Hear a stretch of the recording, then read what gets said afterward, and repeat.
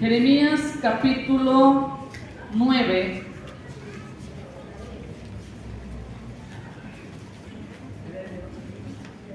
versículo 24. Y vamos a leer Juan capítulo 17, Evangelio según San Juan capítulo 17, versículo 3.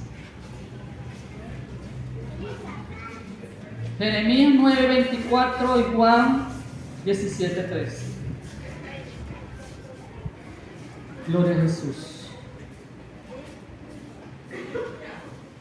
El que lo tenga, por favor, se puede poner en pie para reverenciar la palabra de nuestro Dios en esta mañana. Quiero que tenga allí, que subraye, si quiere, puede desarrollar su Biblia, subráyelo, medite en esta palabra. Dice la palabra del Señor por la bendición del Padre, del Hijo y del Espíritu Santo. Mas alábese en esto el que se hubiere de alabar, en entenderme y conocerme, que yo soy Jehová, que hago misericordia y juicio y justicia en la tierra, porque estas cosas quiero, dice Jehová. Y me voy al capítulo de Juan, Evangelio según San Juan, capítulo 17. Dice el Señor así en esa palabra, versículo 3. Y esta es la vida eterna, que te conozcan a ti, al único y verdadero Dios, y a Jesucristo, a quien has enviado. Oremos al Señor. Soberano Dios y Padre eterno, te alabamos, glorificamos, exaltamos tu nombre santo en esta mañana, Dios. Gracias por los que están aquí presentes, los que por alguna enfermedad o situación que se les presentó no pudieron estar. Padre, te ruego que tú los visites en esta mañana, tú les ministres, tú obres en sus vidas, Señor. Glorifícate en cada uno de mis hermanos, Señor, y que tu gloria descienda a cada corazón en esta hora, mi Dios. Que tú resplandezcas en cada corazón, Dios amado. Te lo ruego en el nombre de Jesús. Usa mis labios, Señor. Usa, Señor, Dios mío, úsame como un instrumento en tus manos para glorificar tu nombre. Toda la gloria y toda la honra a ti te pertenece, mi Señor. Gracias en el nombre de Jesús. Amén. ¿Pueden sentarse, mis hermanos? Quiero hablar en esta mañana sobre ¿conoces a Dios? Alguno quizás me dice, sí, hermana, yo lo conozco.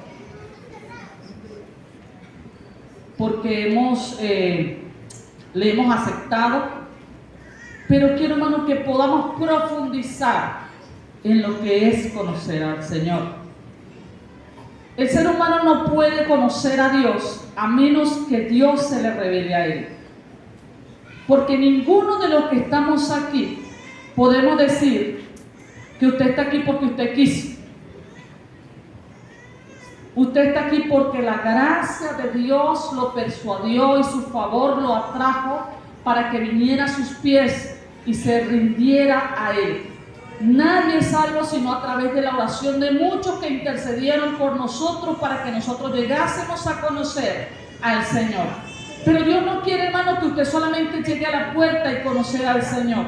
Dios quiere que cada uno de nosotros podamos profundizar el propósito de Dios, lo que Dios tiene para nosotros. Porque la Biblia dice que cosa que ojo no vio, ni oído escuchó, ni ha descendido a corazón del hombre, es lo que Dios tiene reservado para cada uno de nosotros. Pero muchas veces nosotros nos hemos detenido en solamente en conocer al Dios de manera, el Dios que está en la Biblia, sin experimentar su gracia y su misericordia en nuestras vidas. Hemos llegado a conocer al Señor, tenemos muchas cosas que podemos decir, experimentar el Señor, vivir de cosas pasadas y la traemos a nuestro presente y decir, yo vi, yo hacía, yo tuve tal cosa. Pero nuestro Dios es un Dios activo. Dios es un Dios que es dinámico. Porque la palabra del Señor dice que Dios es poder. Y poder significa dynamics. Creo que dice en griego, que habla de lo que es el dynamics, que es algo que es activo, que se mueve, que está en constante movimiento, que nuestro Dios no es un Dios estático, que está parado, que lo tiene usted parado o guindado en una pared, o que lo tiene allí en la mesa por la Biblia y ahí está Dios. No, Dios vive en nuestro corazón y Dios quiere que cada uno de nosotros podamos conocerle, así como Él nos conoce a nosotros. Dios te conoce a ti. Dios te conoce. Tu levantar, tu acostar, tú me puedes hablar a mí o nos podemos hablar aquí de decir cosas acerca de Dios muy lindas. Pero en el momento de la práctica, nosotros no cumplimos, no tenemos esa realidad, no es una realidad en nuestras vidas prácticas. Y nuestro Dios tiene que ser práctico en nuestras vidas, porque Dios es un Dios de poder. Y la palabra del Señor dice que nosotros somos los que vamos a mostrar su gloria, porque Jesucristo cuando oró al Padre dijo: Padre, que te conozcan a ti, esta es la verdad, esta es la vida eterna, que te conozcan a ti, al único y verdadero Dios, y a Jesucristo a quien tú has enviado. Y cuando el Señor oraba decía: Señor, así como tuve una gloria allá en el cielo contigo en tu presencia, quiero que tu gloria se manifieste en este tiempo en mi vida. Era el propósito de Dios, de Jesús, el dar a conocer la gloria de Dios aquí en la tierra. ¿Cómo estamos dando nosotros a conocer la gloria del Señor? Le estamos diciendo a la gente: ¿conoces tú a Dios? Muchas veces se lo decimos al inconverso, pero hoy quiero, hermano, que podamos ver: ¿conoces tú a Dios? ¿Has conocido a Dios como Él te conoce? ¿Qué has visto de su gloria? ¿Qué manifestación podemos ver?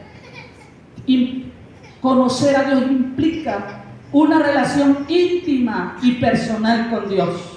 Cuando hablamos de una relación íntima y personal con Dios, estamos hablando de esa relación que puede tener una pareja. A través del tiempo, usted esa pareja, si nosotros vemos que en el matrimonio la persona se vuelve una rutina, una costumbre, mucha gente se va y dice, se divorcia y se aparta y dice: yo no tengo nada, no siento nada por esta mujer o por este hombre, porque esa relación debe cultivarse, porque esa relación debe ser cada día encender el fuego. No podemos permitir que el tiempo nos aparta o nos aleja del Señor. Y muchas veces nosotros lo hacemos, y lo puedo comprobar en esta mañana. Muchas veces vemos a un nuevo creyente que ora, que ayuna, que busca al Señor, que viene primero a la iglesia, pero muchas veces nosotros, pasado el tiempo, si usted ve a alguien predicando: no, ya yo me sé eso, ¿qué me van a decir de nuevo? Ya yo vi eso. Porque no hay relación. Es como decía un predicador, que a pasar el tiempo usted escucha una torrencial lluvia, pero como está acostumbrada a esa lluvia, eso no le importa. Lo podemos ver en que la gente hoy en día, como está acostumbrada a la muerte, que matan a alguien, eso puede ver a alguien se está muriendo allí, usted ni pendiente de eso, no es problema mío. ¿Por qué? Porque hemos cauterizado nuestra conciencia. Nuestra relación con Dios no ha sido alimentada, no ha sido encendida, porque la lámpara debe estar encendida. La palabra del Señor dice que cuando en el tiempo de Samuel capítulo 1, versículo 3, creo, me voy a adelantar un poquito, dice que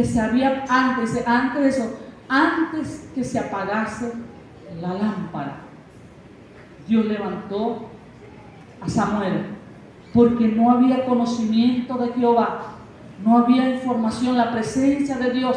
La gente hacía lo que quería, tenía un ritual, pero no vivía, no practicaba lo que era la palabra del Señor. Por eso es importante que conocer a Dios implica relación. ¿Cómo está su relación con el Señor?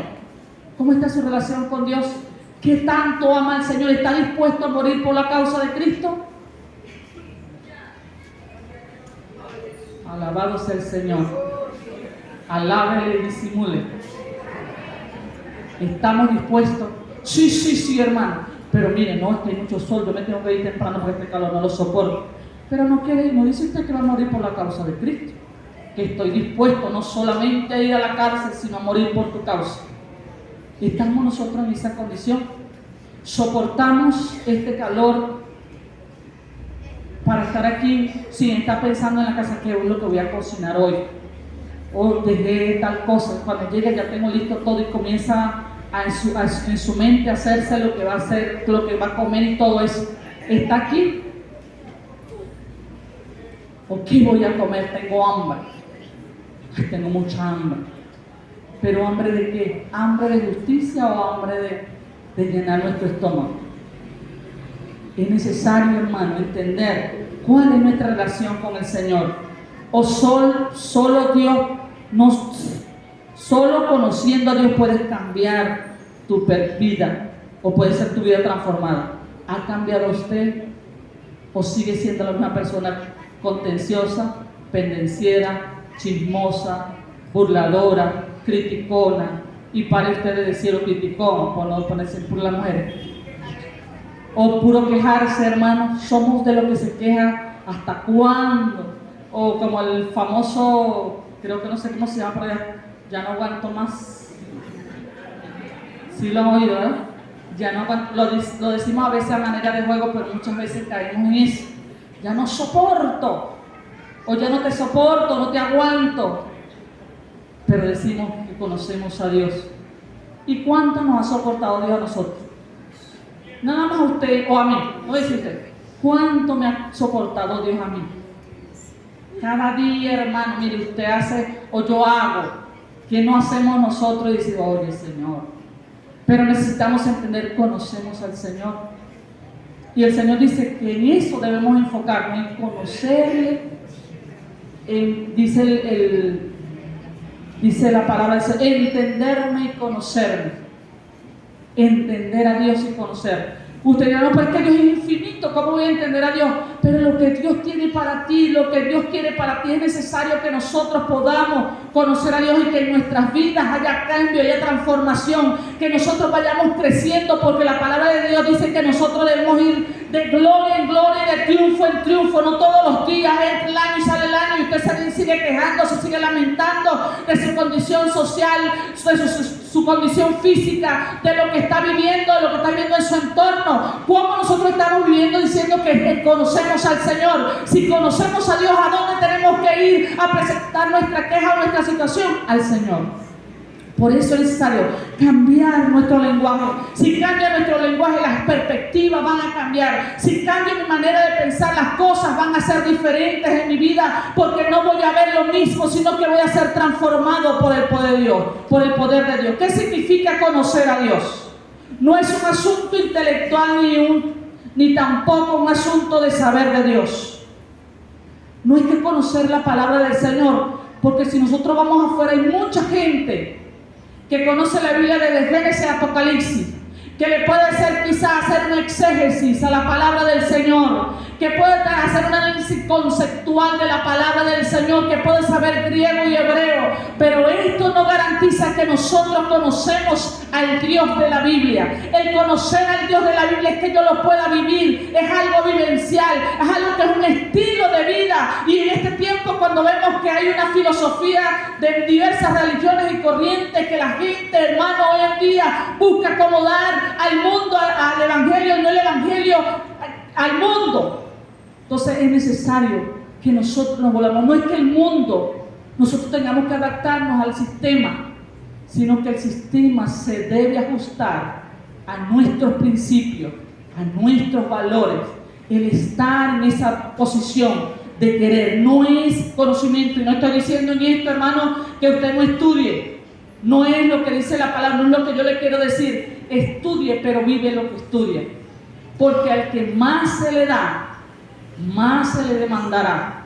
Usted delante del Señor, usted y yo un día vamos a estar delante del Señor, y el Señor le va a preguntar: ¿qué hiciste con lo que te di? ¿Qué hiciste con en lo que te capacitaste? ¿Para qué usaste? Es como que alguien estudie medicina y guarde aquello y no haga nada. O estudia derecho y eso más nunca lo usó. ¿De qué le sirve el título colgado en la pared si no lo ejerce? No sirve, no tiene ningún valor. O que a usted le den una cantidad de dinero y usted la guarde, más nunca sepa de eso. No importa lo que sea, si no tiene un valor, si no es algo que en nuestra vida puede ser, que pueda usarse y pueda servir para algo, eso no sirve.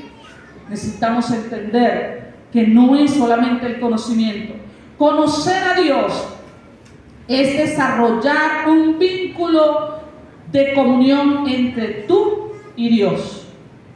Me llama la palabra desarrollar. Cuando hablamos de desarrollar, no es algo instantáneo, es un proceso de crecimiento. Usted tiene un bebé, el bebé nace y el bebé tiene que desarrollarse. Si ese bebé no se desarrolla, hay un problema, hay un conflicto, hay un problema de salud y que tiene que ser atendido, y si no, eso va a traer consecuencias en el futuro en ese niño. Por eso es importante que nosotros podamos desarrollar ese vínculo. Más adelante estaremos hablando de cómo desarrollar ese vínculo con el Señor. Pero si tú conoces a Dios, ¿estás desarrollando un vínculo de relación con Dios? ¿Estás desarrollando ese vínculo de crecimiento con el Señor? ¿Qué tanto conoces a Dios? Hay algo que me llamó la atención en Juan, primera de Juan, creo que el capítulo, Juan capítulo 2, versículo 3. Perdón, primera de Juan 4, sí, 2, 3. Por favor, si alguien me lo puede leer.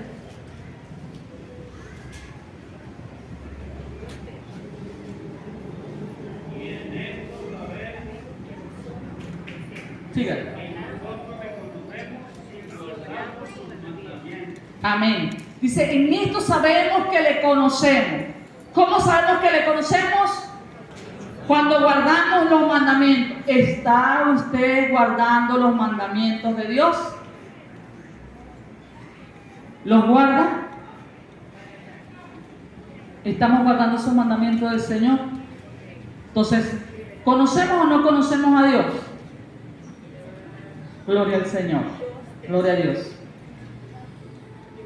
Otra manera de conocer, otra razón, o lo que significa conocer a Dios, es aceptar el sacrificio de Jesús en la cruz del Calvario. Aceptar el sacrificio es que yo entiendo que lo que está en mi corazón yo no lo merezco, no merezco nada en esta vida, sino por su gracia y por su amor soy lo que soy. No tengo que hacer algo para que Dios, mostrarle a Dios que yo le amo, lo hago porque le amo, porque me sale, como dice una canción por allí mexicana, porque me nace hacerlo. Me nace hacerlo, no porque alguien me está pagando, porque alguien me está viendo. No importa que no me vean, porque no estoy buscando que me vean. Estoy buscando agradar a aquel que me llamó. Ya que él dijo algo, ese asunto de él con Dios no es mi problema, es problema de él. Muchas veces nos ponemos bravos por lo que alguien, enojamos porque alguien me dijo algo, pero si yo no soy así, ¿por qué me voy a enojar? Ese es un asunto de él con Dios, no es mío. Nadie me puede mover de mi posición, de que yo entiendo que Dios es soberano y Él está en mi corazón, y que lo que vivo ahora lo vivo en la fe del Hijo de Dios. Eso fue lo que dijo el apóstol Pablo. Lo que ahora vivo, yo no tengo problema con lo que está allá afuera. Lo que estoy viviendo es en la fe, y cuando hablamos de fe estamos hablando de convicción, de seguridad, de certeza, de que yo creo que Dios, a pesar de lo que yo soy, Dios me ama. A pesar de lo que yo soy, Cristo escribió mi nombre en el libro de la vida. A pesar de lo que soy, hay un lugar para mí en el cielo. A pesar de lo que soy, y a pesar de que no tengo todo lo que tenga, lo que la gente quiere que yo tenga, sé que soy rica en Cristo Jesús, porque Él es mi Padre. Y el Padre lo tiene todo. Él dijo, mío es el oro y la plata. Mío es todo el mundo y su plenitud y todo lo que en él hay. Y ahí debemos caminar. Y así nos debemos comportar como hijos, representantes de aquel que nos llamó a su gloria eterna. Es importante eso, rendirse incondicionalmente al Señor. ¿Qué es rendirse? Es lo que dice Romanos capítulo 12, versículo 1. Si alguno lo lee, por favor. Romanos 12, 1. Dice, hermano, os ruego por la misericordia de Dios que presentéis vuestros cuerpos en sacrificio vivo, santo, agradable a Dios, que es vuestro culto racional. ¿Qué es lo que vamos a presentar a Dios? Nuestro cuerpo, muerto, vivo y santo. Cuando yo sacrificio es renunciar a mí, porque ahora, como le dije, ya no vivo yo, es Cristo en mí. Por lo tanto, es el sacrificio que voy a presentar cada día. De modo que ahora debo presentar un sacrificio, debo morderme la lengua cuando voy a condenar o a señalar a nadie, porque a Dios, a usted no lo llamó para ser juez. Ninguno de los que estamos aquí somos jueces. Ninguno de los que estamos aquí es fiscal, a menos que sea de tránsito. Creo que no hay. Ah, hermano, pero ya son policías, ya no se llama fiscal de tránsito. Ninguno somos fiscales, porque el fiscal está para señalar. Y siempre decimos, cuando usted hace así, 3 dedos, lo están señalando a usted. Usted con 1 y 3 para usted. Entonces, mire bien cuando señale, porque cuando usted hace 1, así, 3 le están diciendo, mírate y examínate tú. Es importante entender que somos un sacrificio vivo y santo. No debo pensar solamente en el bienestar. Yo debo estar bien porque es que Dios, yo soy una hija de Dios y debo pensar, pero ¿cuánto tiempo oras al Señor? Ese es un sacrificio. Doblar rodillas. ¿Desde cuándo no doblamos rodillas? ¿Desde cuándo no ayunamos? ¿Desde cuándo no leemos la Biblia? ¿Cuántas veces hemos leído la Biblia desde Génesis y Apocalipsis? ¿Cuántas veces hemos hecho un estudio bíblico sin que me llamen a predicar? Ese es un sacrificio vivo y santo. No voy a estudiar porque voy a ganar tal cosa. Leo la Biblia porque necesito el pan del cielo y es el único pan del cielo que tengo. Así como cuando tengo hambre necesito comer algo porque si no me va a dar un beriberi. Así su espíritu necesita comer cada día el pan del cielo para sustentarse. No, que yo no veo, yo tampoco veo, hermano, pero pregunte en mi casa qué oigo yo mañana, tarde y noche. No veo, pero oigo. Y ahí estoy con la Biblia, por no esforzar, muchas veces lo hago el esfuerzo, pero leo, tengo dos o tres devocionales, más la Biblia pública, dramatizada. Miren, me encanta mejor oír la Biblia que aún la misma música, porque eso es lo que enriquece el alma, eso es lo que nos ayuda, nos sustenta. Por eso es importante. Profesar una religión no es conocer a Dios. Usted dice, algunas personas allá en el mundo dicen, no, yo soy evangélico. Yo no soy evangélico. No es mi religión. Eso es mi estilo de vida. No es porque una religión tiene una liturgia. ¿Y cuál es la liturgia? ¿Sabe lo que es una liturgia? Liturgia es el orden y forma en que se llevan a cabo las ceremonias. Esto es una liturgia. Una liturgia es, se canta un coro, se pasa la ofrenda, se va a la escuela dominical, se regresa a la escuela dominical, me vuelvo a sentar, predica y me va. Eso se llama religión.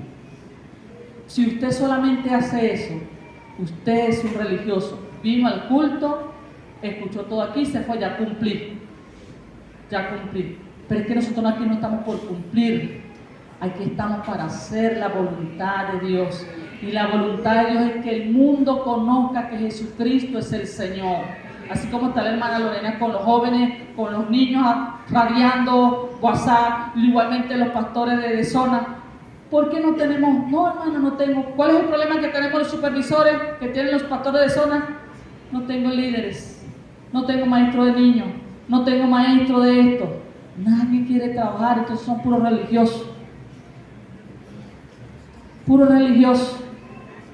Si usted no trabaja en la obra del Señor en algo, así sea barriendo el piso de la iglesia, usted es un religioso. Y los religiosos, hermanos, no es por religión que nos vamos a salvar, sino por ser hacedores de la palabra. ¿Qué está haciendo usted en la obra del Señor? ¿Qué es lo que está haciendo?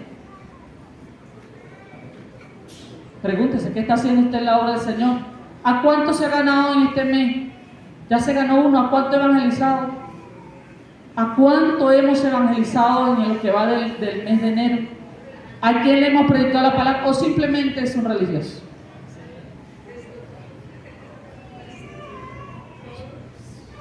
Solamente eso y no va a la práctica. Entonces, el conocer a Dios no es profesar una religión. Una religión con finalidad nos aleja de Dios. Porque la finalidad es que sentirme bien. ¿Qué hace la iglesia común o general? Va a la iglesia, hace lo que tienen que hacer, su liturgia, y se vuelven y ya siguen bebiendo, siguen pecando. ¿Qué estamos haciendo nosotros diferente? Usted viene aquí y después en su casa los platos vuelan, las palabras que están habidas y por haber, las palabras soeces o las palabras del serpientes y escorpiones por esa boca. Eso, entonces no ha cambiado, no hay nada diferente, no hay nada distinto. Lo que cambió fue el lugar, pero sigue siendo un religioso. La vida dice que la religión pura y sin mancha es hacer la voluntad del Señor. Dice Timoteo Tito, que nos habla, dice que es ir, darle comida a los ancianos, visitar a los huérfanos. Haz eso, la práctica. Esa es la verdadera religión. La verdadera religión dice que es decir una rutina, una liturgia, solo escuchar, sentarse, cantar e irse. Dios exige una relación. Y voy a hablar de 3 ejemplos, hermano. Número 1, 1 Samuel capítulo 3, versículo 7. Dice la palabra del Señor que cuando Samuel, dice que cuando la lámpara de Dios se estaba apagando, porque los hijos de Isaí,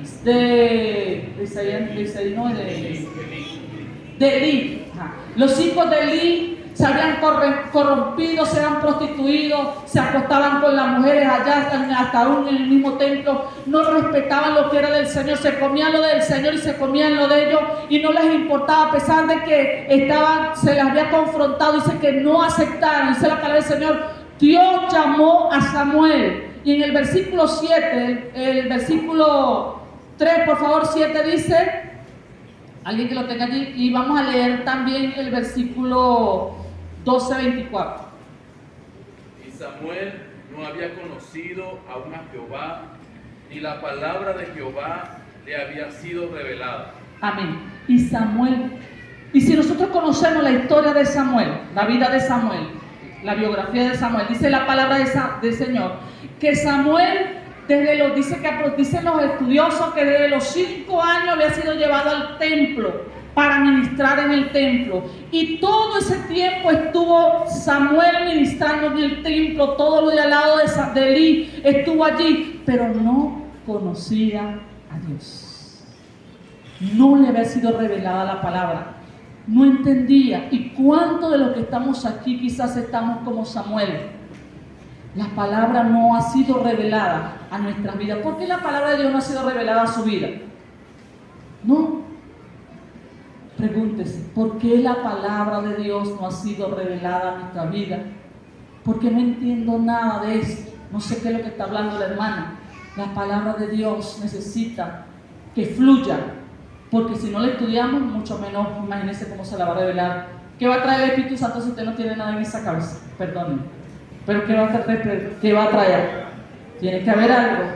Y dice la palabra del Señor, en la vida de Samuel, dice la Biblia, que Samuel fue un hombre íntegro, intachable. A pesar de que no lo conocía, Dios se le reveló a Samuel porque él estaba dispuesto, estuvo esperando el momento oportuno. Y Dios lo escogió, lo miró y lo llamó, a pesar de que no era de la descendencia del linaje de Leví. Dicen que Dios lo escogió y lo llamó para ser profeta al pueblo de Israel. Y dice la palabra de Dios en el capítulo 20, versículo 24, perdón. En el capítulo 12, versículo 24, dice que él fue un hombre íntegro. Por favor, si alguien me lo puede leer allí.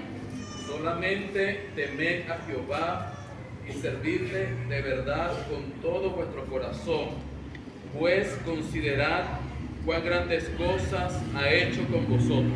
Amén. Vemos a ese Samuel terminando su ministerio. Dice que fue perfecto, que fue íntegro, que Dios dice que cuando el pueblo de Israel desechó a Samuel, dijo, no te preocupes, no te están desechando a ti, me están desechando a mí. Dice que él cumplió la palabra del Señor. El otro hermano ejemplo es de Job. Dice la palabra del Señor que cuando Satanás dijo vino de rodear la tierra, dice la palabra que le dijo, ¿de dónde vienes? Y él dijo, vengo de rodear la tierra. Y el Señor le dijo, ¿no has visto a mi siervo Job?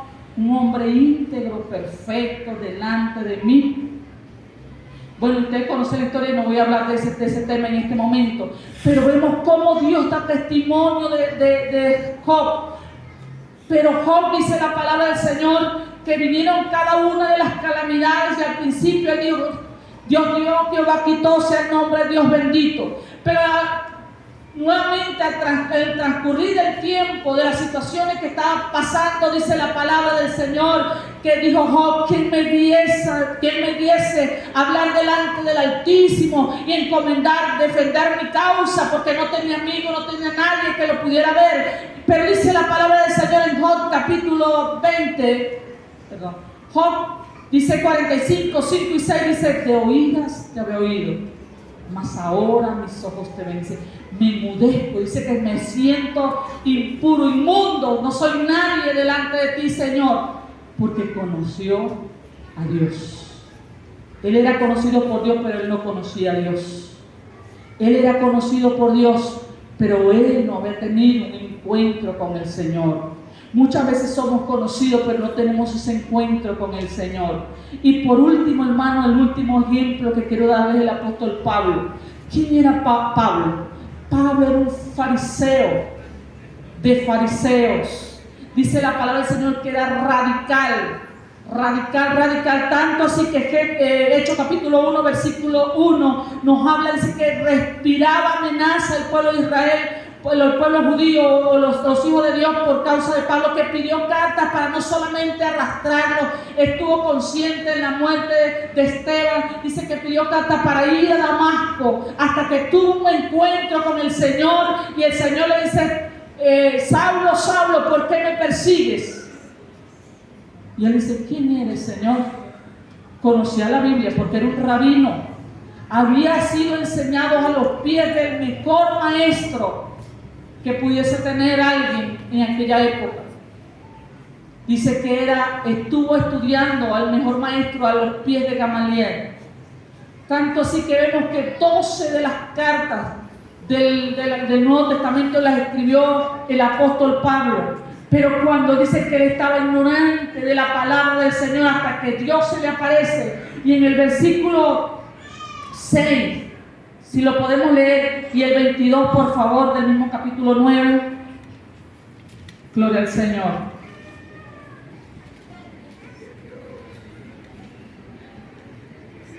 Él, temblando y temeroso, dijo, Señor, ¿qué quieres que yo haga?